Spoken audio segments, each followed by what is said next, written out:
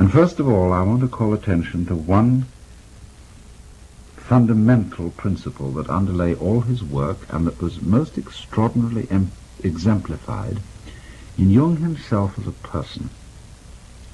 And this is what I would call his recognition of the polarity of life. That is to say, his resistance to what is to my mind the disastrous and absurd hypothesis that there is in this universe a radical and absolute conflict between good and evil, light and darkness, that can never, never, never be harmonized. This conflict has come up to us in a very vivid way in recent days with the trial of Adolf Eichmann. And with Arthur Koestler's passionate denunciation of any sort of philosophy of life, and he's thinking in mind, he has in mind particularly Eastern philosophies like Buddhism and Hinduism, which so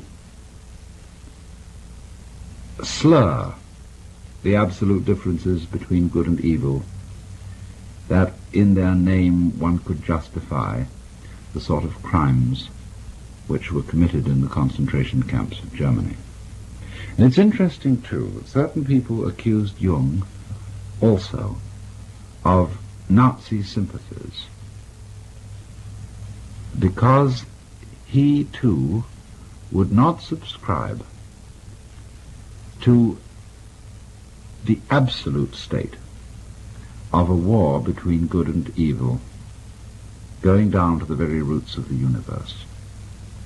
Obviously, when certain crimes and catastrophes occur, human emotions are deeply and rightly aroused. And I would, for myself, say that were I in any situation where an Eichmann was operating, I would be roused to a degree of fury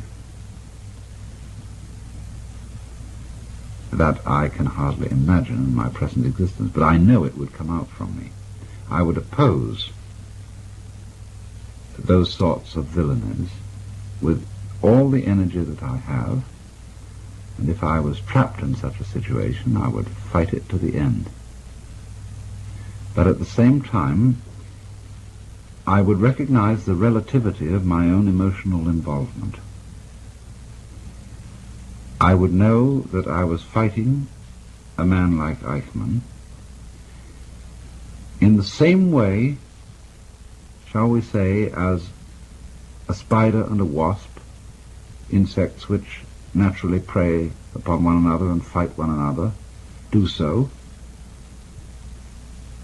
But as a human being, I would not be able to regard my adversary as a metaphysical devil.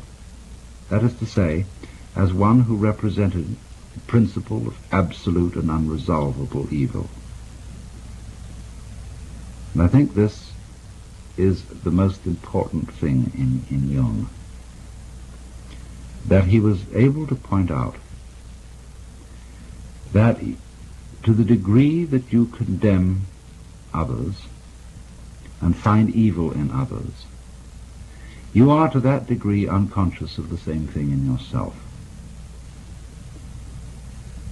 or at least of the potentiality of it. There can be Eichmanns and Hitlers and Himmlers just because there are people who are unconscious of their own dark sides, and they project that darkness outward into, say, Jews or communists or whatever the enemy may be, and say, there is the darkness, it is not in me, and therefore because the darkness is not in me, I am justified in annihilating this enemy, whether it be with atom bombs or gas chambers or whatnot.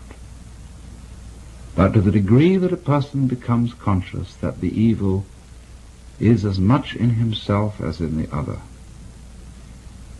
to this same degree he is not likely to project it onto some scapegoat and commit the most criminal acts of violence upon other people. Now this is to me the primary thing that Jung saw, that in order to admit and really accept and understand the evil in oneself, one had to be able to do it without being an enemy to it.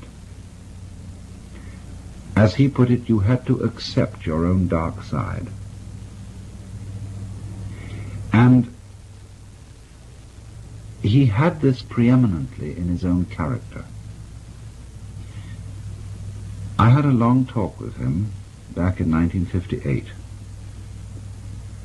and I was enormously impressed with a man who was obviously very great, but at the same time with whom everyone could be completely at ease. There are so many great people, great in knowledge or great in what is called holiness, with whom the ordinary individual feels rather embarrassed. He feels inclined to sit on the edge of his chair and to feel immediately judged by this person's wisdom or sanctity. Jung managed to have wisdom, and I think also sanctity, in such a way that when other people came into its presence, they didn't feel judged. They felt enhanced, encouraged, and invited to share in a common life.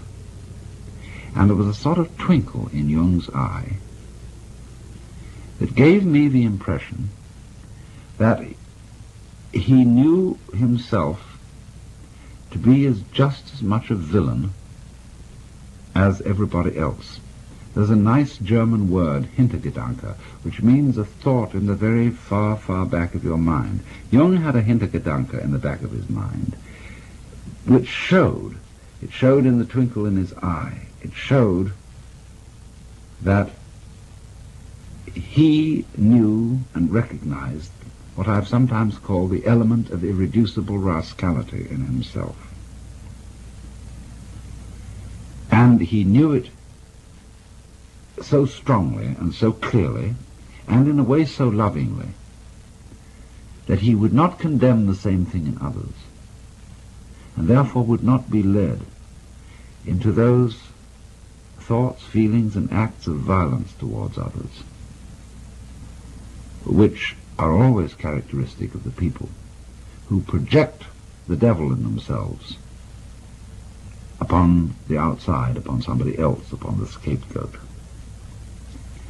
Now this made Jung a very integrated character. In other words, here I have to present a little bit of a complex idea. He was a man who was thoroughly with himself. Having seen and accepted his own nature profoundly, he had a kind of unity and absence of conflict in his own nature, which had to it this additional complication that I find so fascinating. He was the sort of man who could feel anxious and afraid and guilty without being ashamed of feeling this way. In other words, he understood that an integrated person is not a person who simply eliminated the sense of guilt or the sense of anxiety from his life, who is fearless and wooden and kind of sage of stone. He's a person who feels all these things, but has no recrimination against himself for feeling them. And this is, to my mind, a profound kind of humor. You know, in humor there's always a certain element of malice.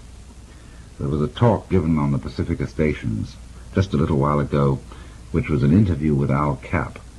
And Al Capp made the point that he felt that all humor was fundamentally malicious. Now, there's a very high kind of humor, which is humor at oneself.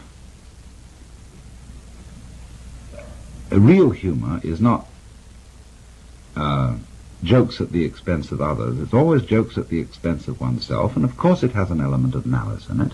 It has malice towards oneself, the recognition of the fact that behind the social role that you assume, behind all your pretensions to being either a good citizen or a fine scholar or a great scientist or a leading politician or physician or whatever you happen to be, that behind this facade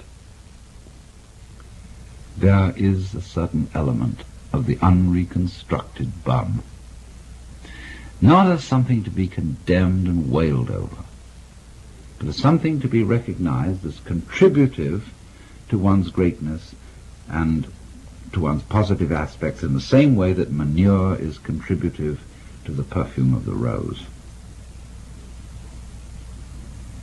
Jung saw this, and Jung accepted this.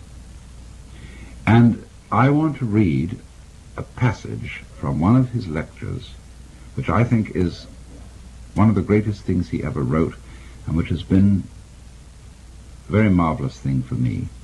It was in a lecture delivered to a group of clergy in Switzerland a considerable number of years ago, and he writes as follows: "People forget that even doctors have moral scruples, and that certain patients' confessions are hard even for a doctor to swallow. Yet the patient does not feel himself accepted, unless the very worst in him is accepted too. No one can bring this about by mere words. It comes only through reflection, and through the doctor's attitude towards himself and his own dark side. If the doctor wants to guide another, or even accompany him a step of the way, he must feel with that person's psyche. He never feels it when he passes judgment. Whether he puts his judgments into words or keeps them to himself makes not the slightest difference. To take the opposite position and to agree with the patient offhand is also of no use, but estranges him as much as condemnation. Feeling comes only through unprejudiced objectivity. This sounds almost like a scientific precept, and it could be confused with a purely intellectual, abstract attitude of mind. But what I mean is something quite different. It is a human quality, a kind of deep respect for the facts, for the man who suffers from them, and for the riddle of such a man's life. The truly religious person has this attitude. He knows that God has brought all sorts of strange and inconceivable things to pass, and seeks in the most curious ways to enter a man's heart.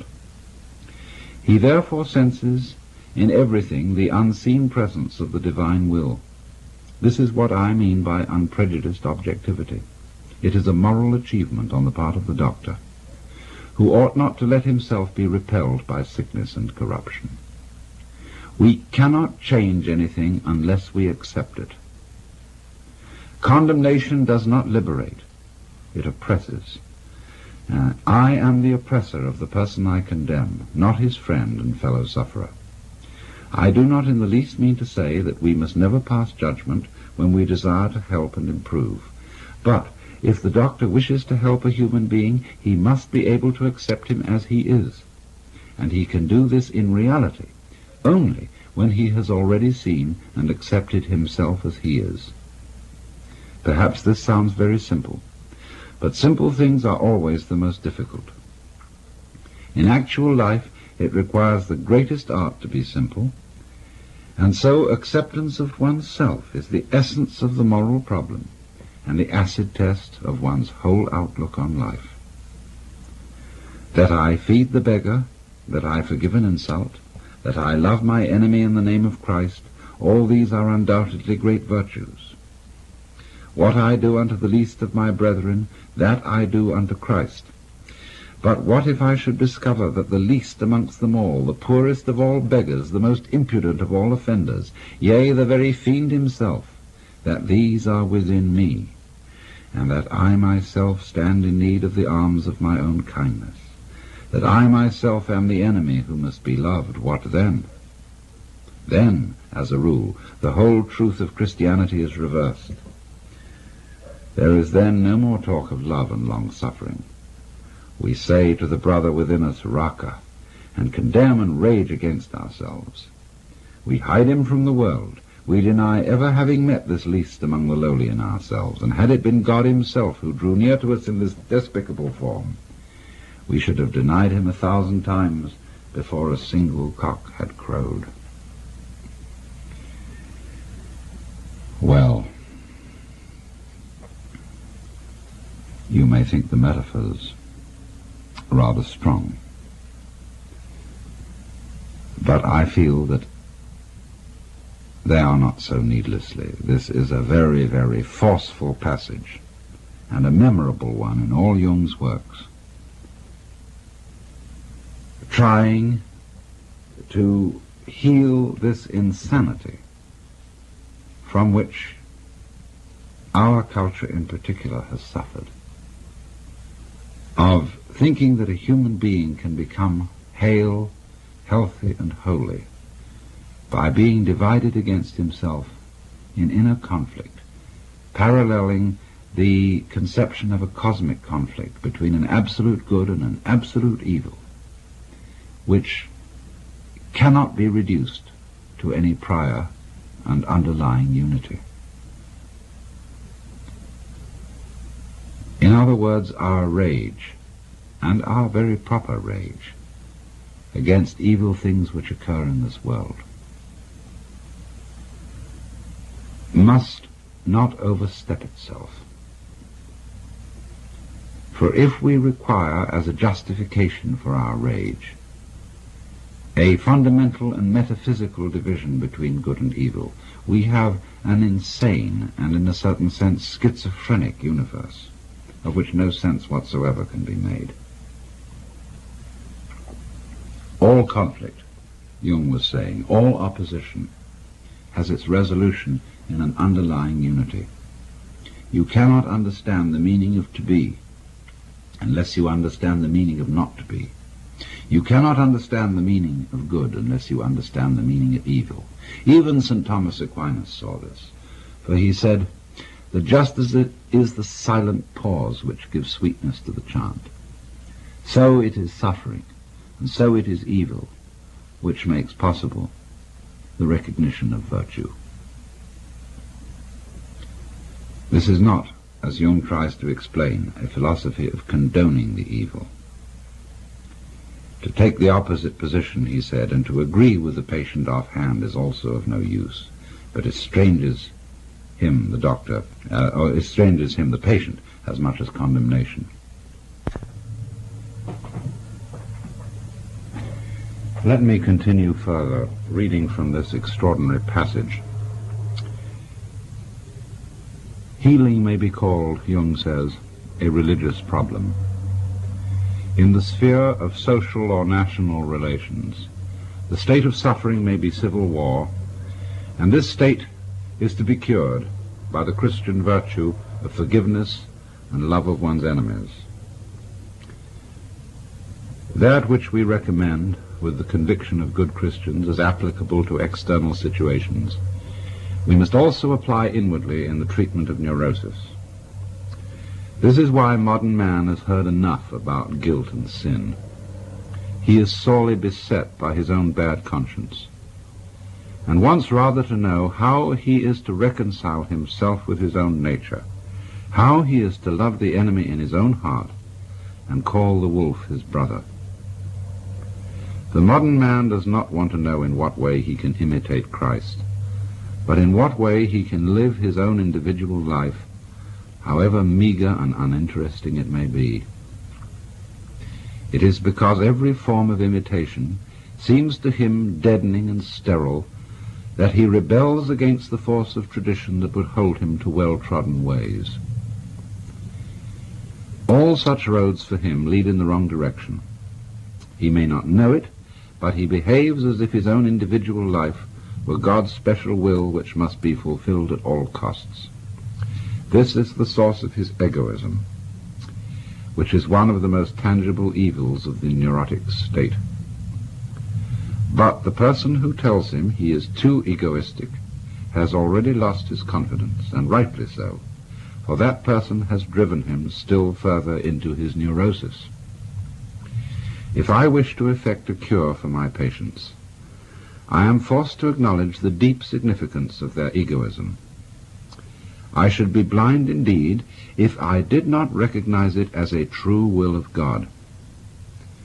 I must even help the patient to prevail in his egoism.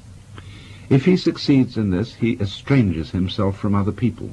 He drives them away, and they come to themselves, as they should, for they were seeking to rob him of his sacred egoism. This must be left to him, for it is his strongest and healthiest power. It is, as I have said, a true will of God, which sometimes drives him into complete isolation. However wretched this state may be, it also stands him in good stead, for in this way alone can he get to know himself and learn what an invaluable treasure is the love of his fellow beings. It is, moreover, only in the state of complete abandonment and loneliness that we experience the helpful powers of our own natures. End of quote.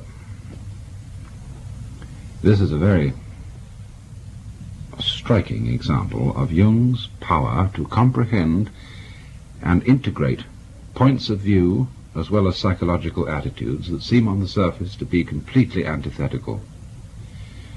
For example, even in his own work, when he was devoting himself to the study of Eastern philosophy, he had some difficulty in comprehending the, let's say, the Buddhistic denial of the reality of the ego. But you can see that in practice, in what he was actually trying to get at, he was moving towards the same position that is intended in both the Hindu and the Buddhist philosophy about the nature of the ego. Just, for example, as the Hindu will say, that the I principle in man is not really a separate ego, but an expression of the universal life of Brahman, or the Godhead. So Jung is saying here that the development of the ego in man is a true will of God, and that it is only by following the ego that one, and developing it to its full extent, that one fulfills the function which this, you might say, temporary illusion has in man's psychic life. For he goes on and says here, when one has several times seen this development at work, one can no longer deny that what was evil has turned to good, and that what seemed good has kept alive the forces of evil. The archdemon of egoism leads us along the royal road to that ingathering which religious experience demands. What we observe here is a fundamental law of life, enantiodromia, or conversion into the opposite. And it is this that makes possible the reunion of the warring halves of the personality, and thereby brings the civil war to an end. End of quote. In other words, he was seeing that, as Blake said, a fool who persists in his folly will become wise, that the development of egoism in man is not something to be overcome or better integrated by opposition to it, but by following it. It's almost, isn't it, the principle of judo, not overcoming what appears to be a hostile force by opposing it, but by swinging with the punch or rolling with the punch. And so by following the ego transcends itself. And in this moment of insight, the great Westerner, who comes out of a whole tradition of human personality which centers it upon the ego, upon individual separateness, by going along consistently with this principle, comes to the same position as the Easterner. That is to say, to the point of view where one sees conflict, which at first sight had seemed absolute, as resting upon a primordial unity, and thereby attaining a profound, unshakable peace of the heart. which can nevertheless